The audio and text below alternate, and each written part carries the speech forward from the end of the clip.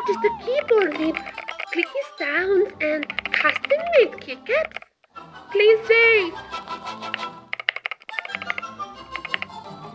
Huh, what a peculiar place to type in. You know, Kurumi, we really shouldn't be doing this. After all, we don't really have too much free time and money, and curiosity often leads to trouble. Goodbye, Kurumi. Goodbye. Ooh. So, I have fallen down the keyboard rabbit hole. Ever since I remember using desktop machines, up until today, there was only one keyboard that I used, and that is my good old Apple Magic Keyboard from 2015. Because of my translations and writing various scripts for videos, I type a lot. And for that, this Apple keyboard was perfect. I could type on this for days. It was even featured in one of my very first YouTube videos. Please don't watch my old videos. When I spilled a drink on it, a thing that happened quite a lot. So it was durable. Good job, Apple, I guess.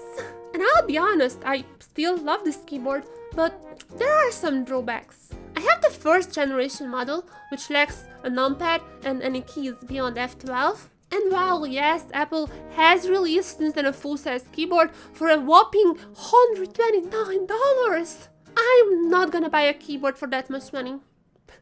I thought so back then. So this was when things started to get interesting. I already knew about mechanical keyboards. I even have one that I ordered from Amazon. But I never really used it because I have nails. And back then I thought nails mean no mechanical keyboard. So the start of 2023, I was not into mechanical keyboards by any means. And then it all went slowly without I even noticing. The algorithm on TikTok showed me these keyboard modifications. YouTube out of nowhere started recommending me glasses videos, as well as random mechanical keyboard unboxing videos. So I did the most 2023 thing imaginable and asked ChatGPT for an advice.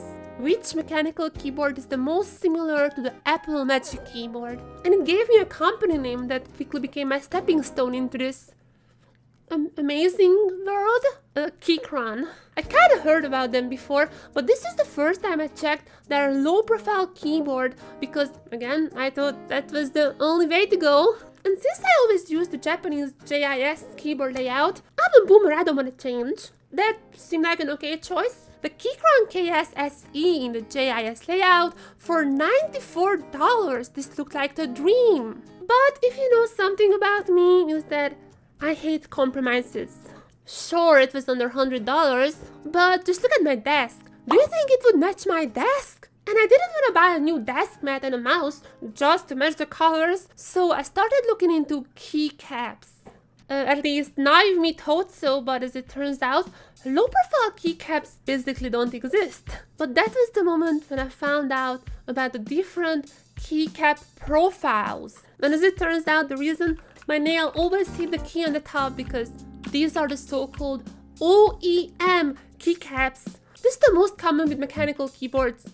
They're sexist. If you have long nails, they are impossible to type on, but these are not the only keycaps. Especially among the mechanical keyboard enthusiasts, there is another keycap that's super popular and it's basically just a flat shape. It's called XDA. That won't interfere with your nails as much as the OEMs, and it's so comfortable, it looks so great. I don't understand why that isn't the norm, but this means I don't need a low profile keyboard anymore. My options are wide open. So I tried to search for JIS XDA keycaps and no results. I mean, there are some Japanese keycaps, but I'm sorry to burst your bubble. Those are fake.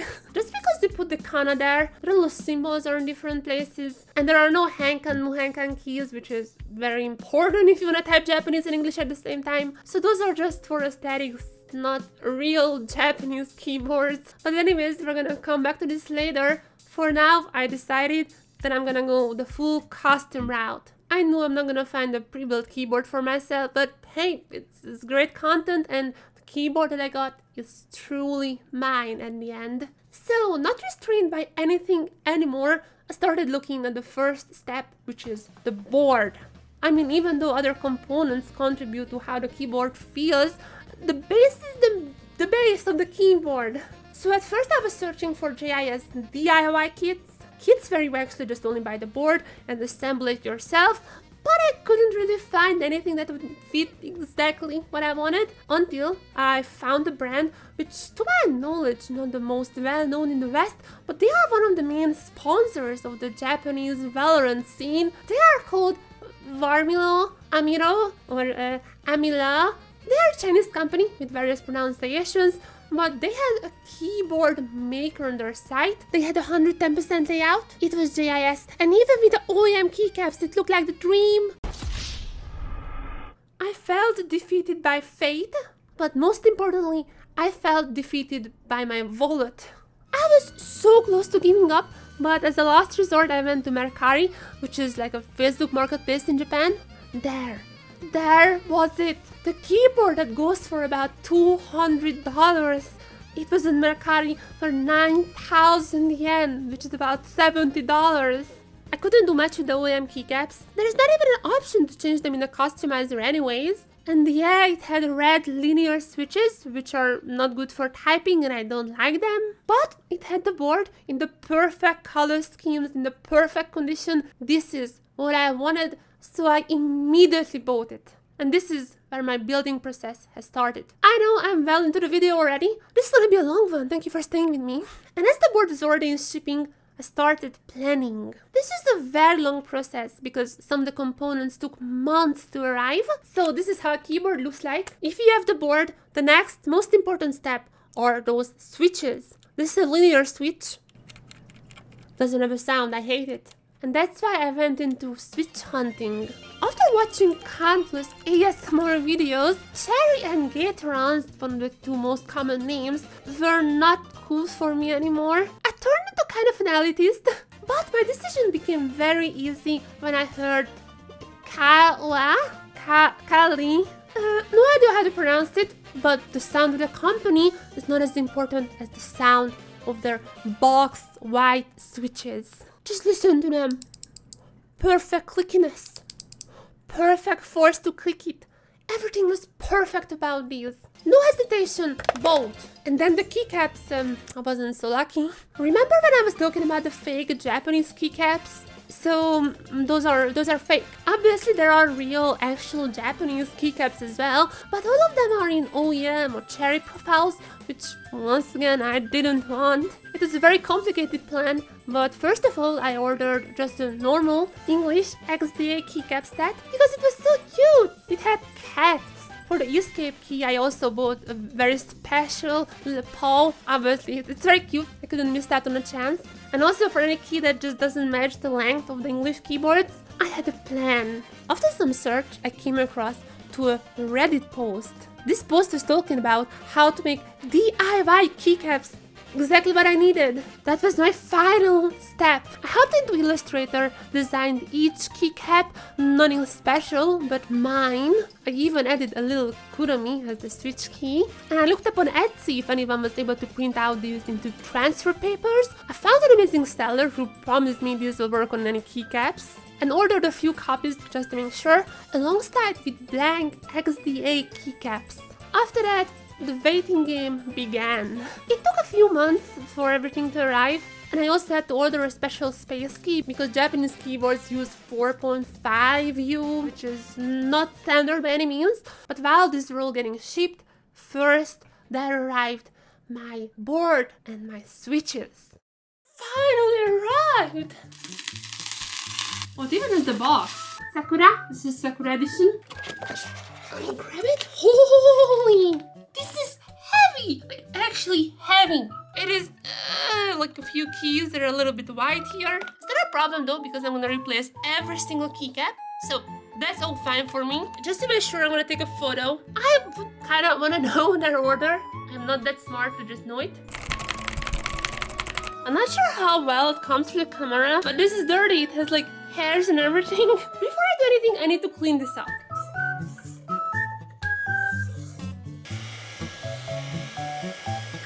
Much better now. With my 120 box white switches arriving, I was ready for the first step. I was ready to solder them. I never soldered in my life. Manual? This is like what I need to use to like... It's like an insulin pen. As you can see, after watching about 10 minutes of YouTube videos, I was already a professional. But just to make sure I didn't test out my skills for the first time on my actual board, instead I used my old board to showcase my desoldering and soldering skills. I'm gonna try it a few more times just to make sure. Oh my god, that's not even the key I wanted to take out! How is it not coming out?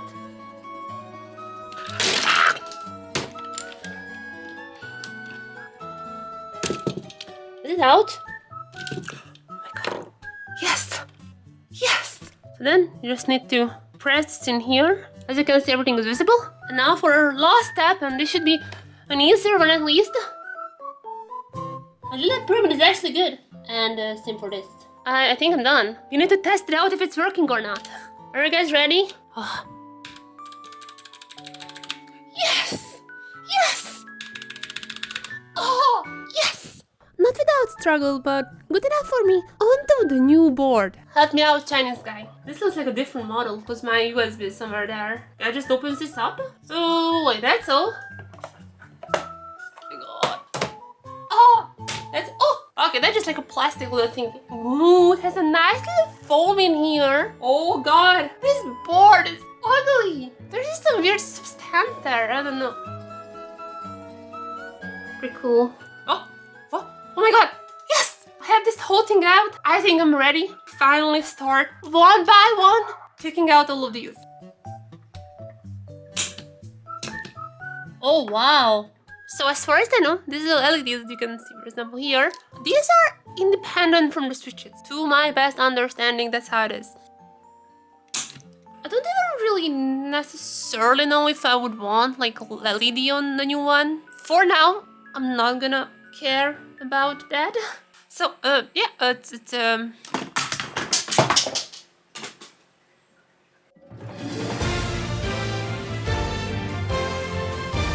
to be honest, the first few tries were not great, but without joking, I got a hang of it quite quickly, and afterwards it was just a matter of time.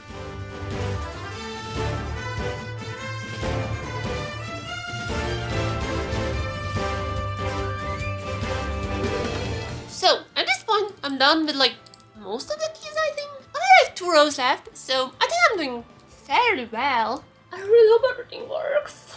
Alright, it's time for the test. 7, 8, 9. Only 2 rows left. So cue up the last podcast because I'm gonna finish with this in a few hours.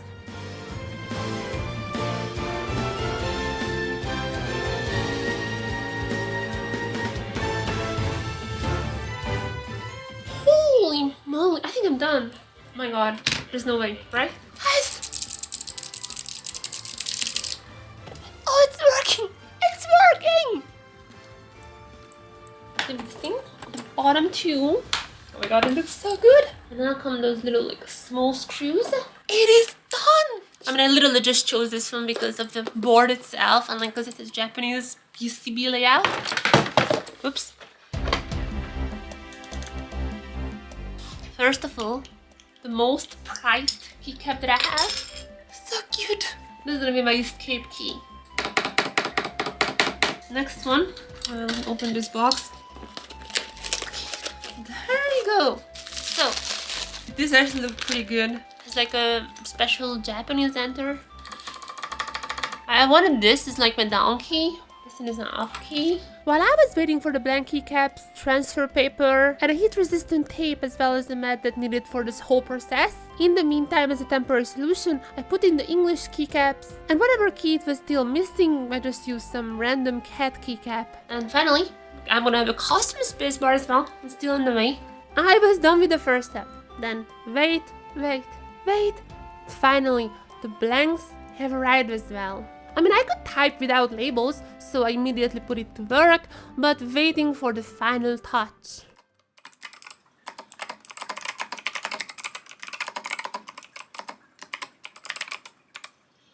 I used this Frankenstein keyboard for like 2 weeks before, yes, finally, the DIY Die Sublime.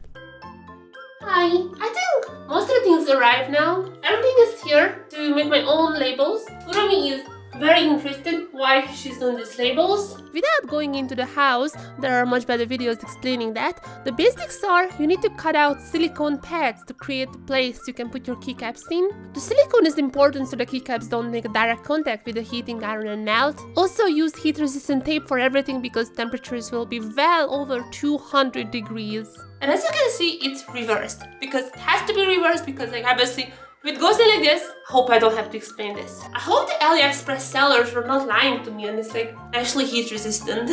Okay, let's try this. So, you have to push it very hard. Some people say that you should use like a grip or something, but I am stronger than that. If you guys take a closer look, you can see that like it has full contact. Apparently those little pads are already like at the desired temperature. Okay, there's the time. Oh, it's kind of there. So it's not bad. There's like a little bit of more stuff there left. Lesson learned. In the end, I found the perfect duration to be 1 minute on one side and another minute on the other side. Probably the result would have been the same if I just did 2 minutes on one side, but I wasn't sure how consistent the sides were, so just to make absolutely sure, this is how I went. They are done, at least I think so. I had like one faulty one because there's a little dust in here. You probably don't see it on camera, but it's very annoying to me. Alright, the other ones are seemingly fine. All that's left is take up the tape and see if everything is correct. Look at these beauties. They look so good. Zero. Oh wait. What goes here? Now I can't wait to just do everything else.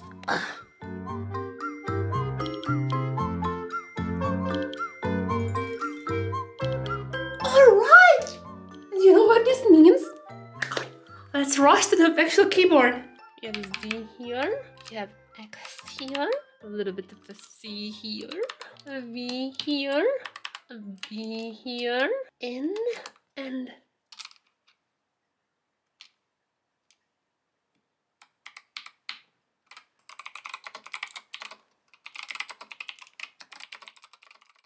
it was opened. Like this is how it was in my mailbox. And I was kind of scared because I'm like, oh my god, it's not gonna be there. It's not gonna be there.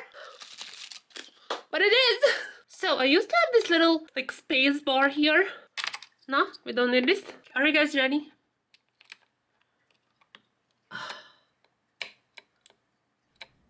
It is done. It is done. It is fully customized. It is mine and it is beautiful. At this point, I have been using it for months. And I have to say, every single spent second on it was worth. I love typing on it. I love the extra possibilities the keyboard give me. I love those extra keys. Even though I know I'm gonna get comments on how loud it is perfect for me. More perfect than any Keychron or pre-built could have provided me. I am extremely proud of it. And it's amazing to look at my work every day, knowing that I assembled every single piece in it. And now comes the big question. How much was it? I don't know. I haven't done the calculations yet. It's not in my script. I thought it would be more genuine and more fun if we calculate it together. I am not sure I'm ready for it, but let's go. So the keyboard was 8,900 yen, which is $66.58. The soldering iron was 20 euros, which is about $22. I have ordered in total 120 switches, which in total costed me 53.09 US dollar. Then all of the keycaps, special pole costed 6.91, almost nice, dollars. The blank keycaps were $15.02. And that other Meow Meow keycap set costed $19.31. Now as for the whole DIY die substitution, the transfer paper costed me, I ordered multiple of them, 9.21 pounds, which is about $12. The heat resistant tape was $8.04, and the two different sizes of silicone mats were $8.88 and $11.41, so in total $20.29. And finally, the 4.5 super special space bar was $4.06.